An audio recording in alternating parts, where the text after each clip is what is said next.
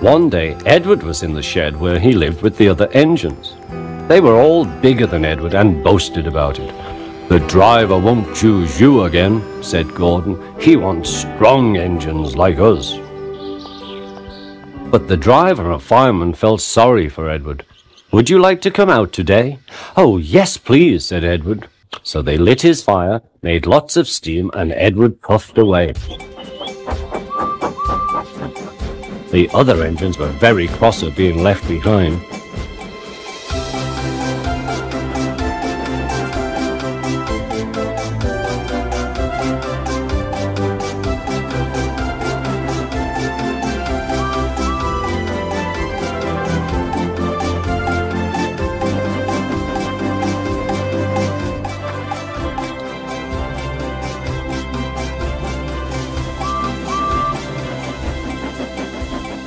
Edward worked hard all day.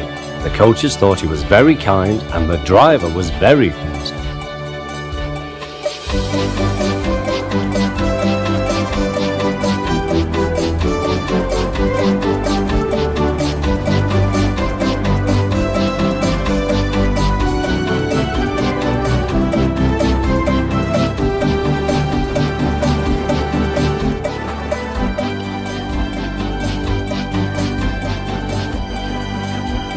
"I'm going out again tomorrow," Edward told the other engines that night. "What do you think of that?" But he didn't hear what they thought, for he was so tired and happy that he fell asleep at once. Next morning, Edward woke up to find nothing had changed. Gordon was still boasting. "You watch me, little Edward, as I rush through with the express. That will be a splendid sight for you. Goodbye, little Edward. Look out for me this afternoon." Edward went off to do some shunting. Edward liked shunting. It was fun playing with trucks. He would come up quietly and give them a push. Then he would stop and the silly trucks would go bump into each other. "Oh!" they cried. "Whatever is happening?"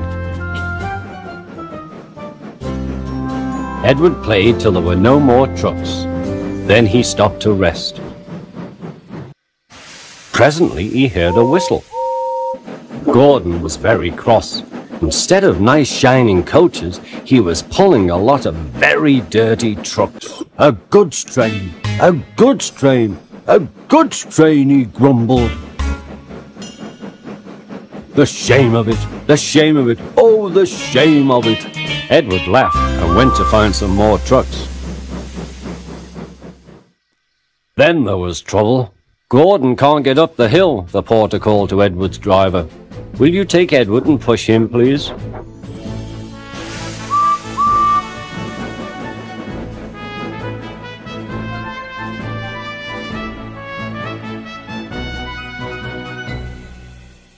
They found Gordon halfway up and very cross. His driver and fireman were talking to him severely. "You're not trying."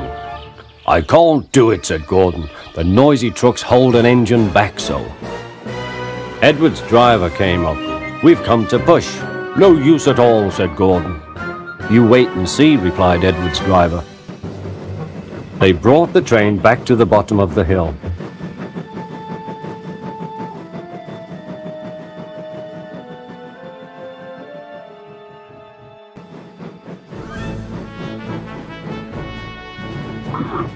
"I'm ready," said Edward. "No good," grumbled Gordon. They pulled and pushed as hard as they could.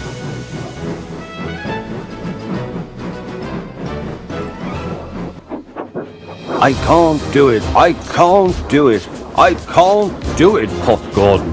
"I will do it, I will do it, I will do it," puffed Edward.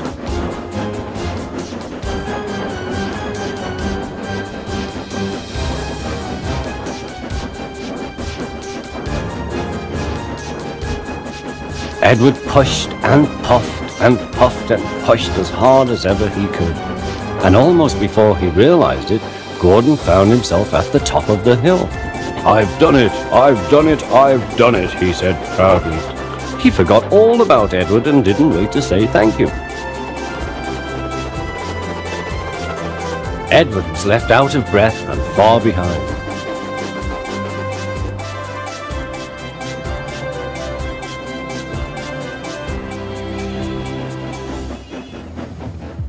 He ran on to the next station, and there he found that the driver and fireman were very pleased with him. The fireman gave him a nice long drink, and the driver said, "I'll get out my paint tomorrow and give you a beautiful coat of blue with red stripes. Then you'll be the smartest engine in the shed."